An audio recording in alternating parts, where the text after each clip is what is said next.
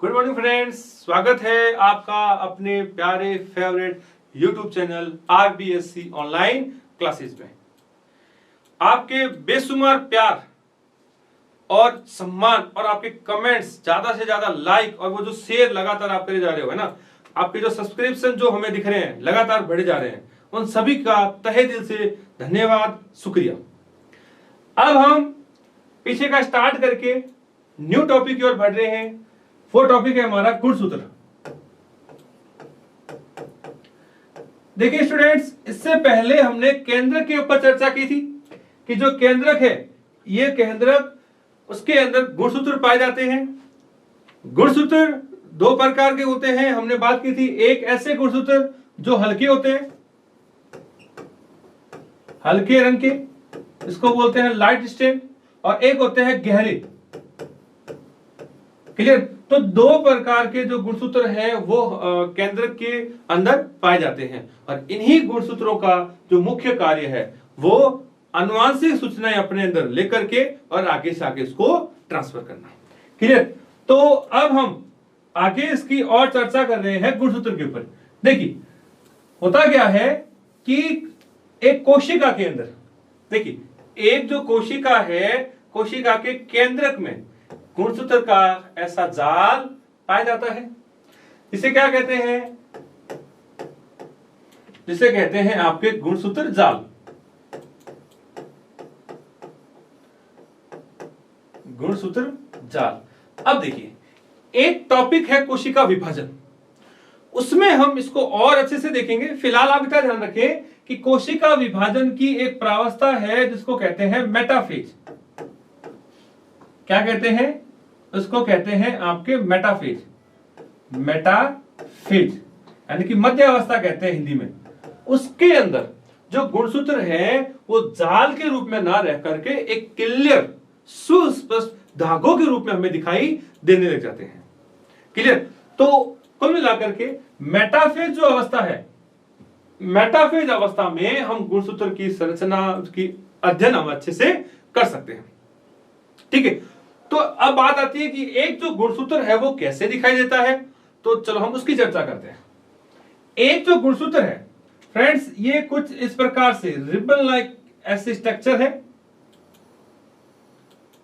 जिसमें दो बाकायदा स्पष्ट आर्म यानी कि भुजाएं होती है, राइट। जिसमें इसको आप कह सकते हो छोटी भुजा,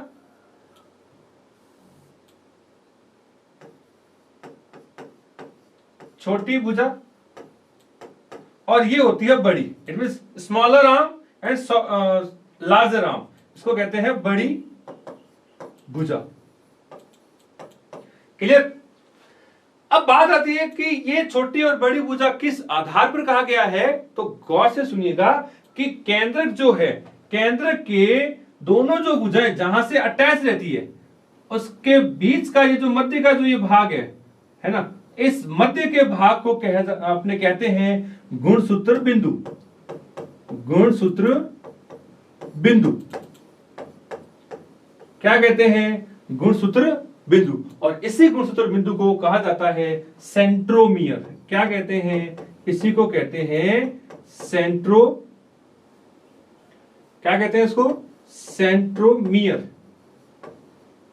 क्या कहते हैं? सेंट्रोमियर यानी कि गुणसूत्र बिंदु। इसी गुणसूत्र बिंदु या सेंट्रोमियर की पोजीशन, यानी कि कई बार ये ऊपर हो जाता है, कई बार नीचे हो जाता है, और कई बार मध्य में रहता है, उसके आधार पर गुणसूत्रों को अलग अलग आकृति में भी बांटा गया है। क्लियर? तो देखिए, जो गुणसूत्र बिंदु या सेंट्रोमियर है, उस सेंट्रोमियर के आधार पर छोटी और बड़ी भुजा का निर्धारण किया जाता है। तो ये तो हो गया गुणसूत्र की बाहरी संरचना।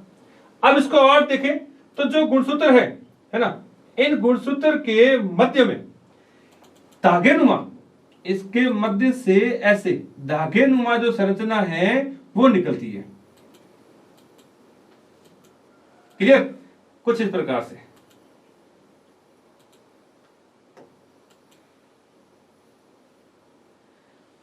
ये जो धागेनुमा संरचना है, इस धागेनुमा संरचना को कहा जाता है क्रोमेटिड।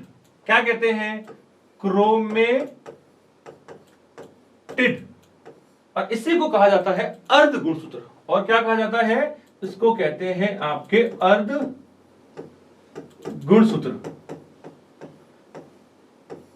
क्या कहते हैं, अर्ध गुणसूत्र या क्रोमेटिड कहा जाता है। क्लियर। तो देखिए अब और आगे बात करें, इंपॉर्टेंट चीज है कि ये जो धागेनुमा जो संरचना है ना, इन धागेनुमा संरचना के ऊपर छोटे छोटे दाने पाए जाते हैं। इन धागेनुमा संरचना के ऊपर ऐसे छोटे छोटे बिंदुनुमा संरचना पाई जाती है। क्या पाई जाती है, इनके ऊपर बिंदुनुमा संरचनाएं पाई जाती है। क्लियर, बहुत ज्यादा होती है, अपने तो केवल इस प्रकार से बात कर रहे हैं। देख रहा है सबको, ये जो बिंदु है, ये जो डॉट्स हैं, इन डॉट को कहा जाता है आपके, क्या कहते हैं, इनको कहते हैं क्रोमोमियर। क्या कहते हैं, इनको कहा जाता है क्रोमोमियर। और वेरी इंपॉर्टेंट है, ध्यान रखना, इन क्रोमोमियर को ही क्या कहते हैं, इनको कहते हैं जीन। क्या कहते हैं, इन्हीं को कहा जाता है आपके जीन। और बहुत इंपॉर्टेंट है, ध्यान रखना, जीन को ही आनुवांशिकता की, क्या चीज, जीन को ही आनुवांशिकता की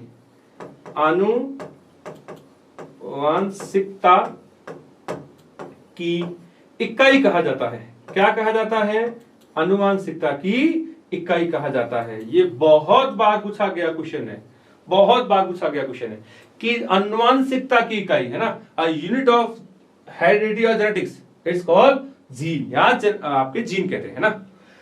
तो देखिए हम वापस बिंदु पर आते हैं कि गुणसूत्र, एक गुणसूत्र एक फोल्ड किए हुए है ना, गुणसूत्र फोल्ड किए एक रिबन लाइक स्ट्रक्चर है, धागेनुमा संरचना है, ठीक है, जो कुछ इस प्रकार से दिखाई देता है।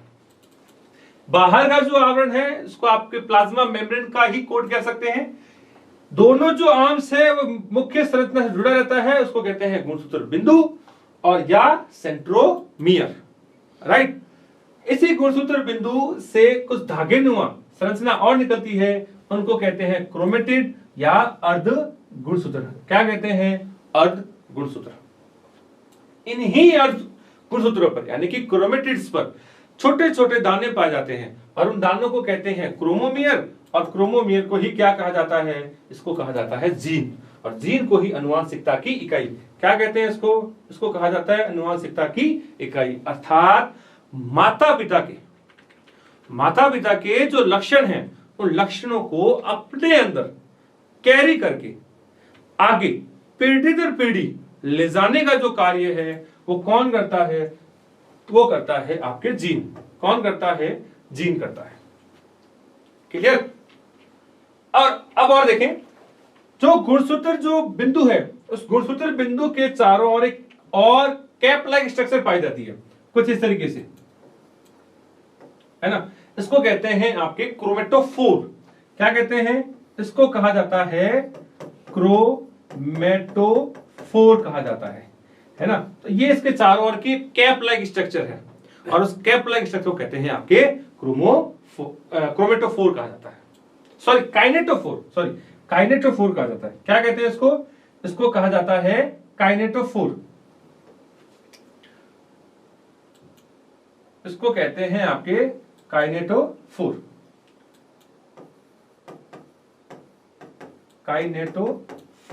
कहा जाता है। क्लियर। तो ये आपके जो है एक गुणसूत्र जो है उसकी संरचना है, इसका आप स्क्रीनशॉट ले लीजिए।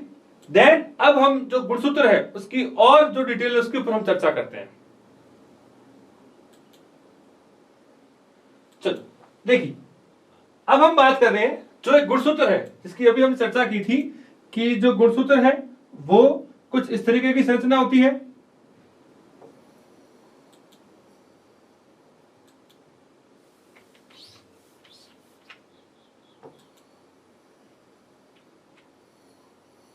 ऐसे। क्लियर। इसका जो मध्य भाग है, मध्य भाग में क्या पाया जाता है, सेंट्रोमियर। सेंट्रोमियर से धागेनुमा संरचना निकलती है और इस धागेनुमा संरचना को कहते हैं क्रोमेटिड। इन्हीं क्रोमेटिड पर छोटे छोटे दाने पाए जाते हैं और इन दानों को क्या कहते हैं? इन दानों को कहते हैं क्रोमोमियर यानी कि जीन। अब यहां एक इंपॉर्टेंट चीज है, गौर कीजिए।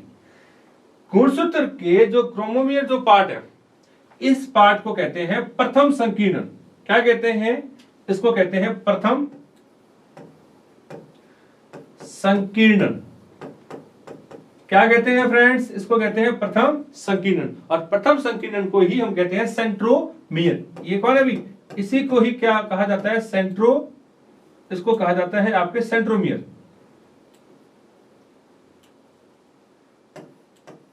सेंट्रोमियर, ठीक है। तो प्रथम संकीर्णन के ऊपर, प्रथम जो संकीर्णन है इसके ऊपर एक और संकीर्णन पाया जाता है, ऐसे, ठीक है, इस प्रकार से। इस भाग को कहते हैं द्वितीय संकीर्णन। द्वितीय संकीर्णन क्या कहते हैं? द्वितीय संकीर्णन। और इसी द्वितीय संकीर्णन का जो ऊपर वाला जो पार्ट है, इस ऊपर वाले पार्ट को वेरी इंपॉर्टेंट है, ध्यान रखना, इसको कहते हैं सैटेलाइट। क्या कहते हैं? सैटेलाइट। क्या कहते हैं? इसको कहा जाता है सैटेलाइट। और नीचे का जो भाग है, इस नीचे वाले भाग को कहा जाता है टीलोमियर। टीलोमियर। क्या कहते हैं? इसके नीचे वाले भाग को कहते हैं टीलोमियर। क्या कहा जाता है? Telomere, right. और देखें कि ये जो प्रथम संकीर्णन है, यानी कि जो सेंट्रोमियर है, गुणसूत्र बिंदु है, इस गुणसूत्र बिंदु के आधार पर जो गुणसूत्र है, वो गुणसूत्र कई प्रकार के पाए जाते हैं, जिनको हम कहते हैं कि भी इसके आकार के आधार पर। तो आकार के आधार पर जो गुणसूत्र है उसको कहा जाता है आई आकार का, राइट। उसके अलावा जे आकार का, वी आकार का, ठीक है। तो ये जो शेप है, इन शेप के आधार पर गुणसूत्रों की संख्या को बांटा गया है, ठीक है, आई, जे एंड वी। तो स्टूडेंट्स, यहां तक हमने बात की है गुणसूत्र और गुणसूत्र के अंदर की जो संरचना है उसके ऊपर। क्लियर? यहां अपना जो ये चैप्टर है, चैप्टर नंबर 8, चैप्टर नंबर जो 8 है, वो हमारा यहां फिनिश होता है। तो इस चैप्टर से संबंधित अगर किसी भी टॉपिक में कोई भी अगर आपको दिक्कत है तो आप कमेंट्स जरूर करें। वीडियो पसंद आए तो ज्यादा से ज्यादा लाइक कीजिए और शेयर कीजिएगा। Thank you.